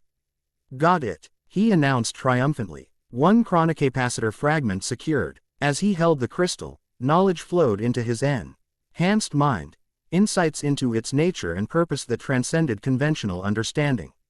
This wasn't merely a component of a larger device, it was a conceptual anchor point for an entire reality. Framework, a physical manifestation of temporal stability itself. Before he could share these insights, however, a catastrophic tremor shook the entire chamber. Reality itself seemed to scream in protest as fracture lines spread across the walls, ceiling, and floor, not just damaging the physical structure but tearing apart the underlying fabric of space-time. The crystal's removal has destabilized this location. Rook shouted over the growing cacophony. Without its presence, local reality cannot maintain cohesion. We need to leave. Now, Max ordered, already moving toward the exit. Ben reverted to human form, carefully securing the crystal fragment in a containment unit Rook had provided. What about Chen's team? He asked, looking toward the distorted plumbers who seemed to be suffering even more severe temporal fluctuations in the crystal's absence. I need more time, Gwen protested, her hands glowing with magical energy as she attempted to complete her synchronization spell. Time we don't have, Quantum stated grimly, his own form becoming increasingly unstable as the reality breakdown intensified. This entire facility will collapse into the void within minutes. Ben made a split-second decision. Gwen, can you transfer your spell framework to me? Something I can activate once we're safe. His cousin nodded, quickly reconfiguring her magical construct into a MPACT form that she passed to Ben like a glowing orb. It's incomplete, but it should work as a template. You'll need to release it once we're in a stable location. Ben turned to the distorted plumbers. We have to leave, but I promise we'll come back for you. This spell will help stabilize your temporal state until then. The lead plumber nodded jerkily, his form alternating between solid and ghostly. Go. Save what you see can.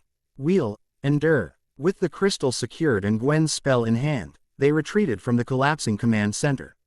The corridors behind them were disintegrating into nothingness, reality itself unraveling in the absence of the crystal's stabilizing influence. "Ship," Julie called as they ran. "We need an exit route." The galvanic mechamorph transformed into a drilling vehicle again, carving a new path through the collapsing structure when their original route proved impassable. The journey back to the transit platform was a desperate race against the spreading void, sections of the facility vanishing entirely just moments after they passed through. They reached the platform to find the transport still intact but surrounded by cascading reality fractures. Beyond it, the tunnel itself was beginning to destabilize, sections flickering in and out of existence like a failing hologram. "The tunnel won't hold," Max announced as they boarded the transport. "Too many distortions." "Then we use the quantum beacon," Ben decided, withdrawing the device Eunice had given him. "It's our only chance to get back to the crucible with the crystal." "What about Bellwood?" Julie asked. "Everyone we left behind." The question hung heavy in the air, the impossible choice between using their one-way ticket to potential salvation or trying to return to a city that might no longer exist by the time they arrived. "The Convergence Protocol is the only way to save everyone," Ben said finally, his expression solemn. "We need to get this crystal to the crucible, find the remaining fragments, and implement the protocol before reality collapses entirely." Though none were happy with the decision, all recognized its necessity. As the platform began to break apart around them, Ben activated the quantum beacon. The small crystalline device pulsed with energy, creating a swirling portal of stable space-time directly before them. "Everyone through," he commanded. Quickly, one by one, they entered the portal, first Julie and Ship, then Rook supporting the weakened quantum, followed by Krex, Gwen, and Max. Ben paused at the threshold, looking back at the collapsing facility with a mixture of regret and determination. Somewhere in that maelstrom of broken reality, Chen's team remained trapped between moments, victims of the same multiversal catastrophe he was fighting to prevent. "I'll come back for you," he promised quietly. Then, clutching the crystal fragment securely, he stepped through the portal into whatever awaited on the other side. The quantum beacon's energy enveloped him, and Mount Rushmore dissolved into streams of light and probability. For a moment, Ben experienced the sensation of existing everywhere and nowhere simultaneously, a perspective that would have overwhelmed him if not for his recent experiences with the Multiverse Omnitrix. Then, with a flash of blinding light and a sensation of reality snapping back into focus, he materialized aboard the Crucible, rejoining his team and their multiversal allies in the next phase of their desperate mission to save all of existence. Chapter 2 End. The End. Remember to subscribe and like this video. See you in the next video.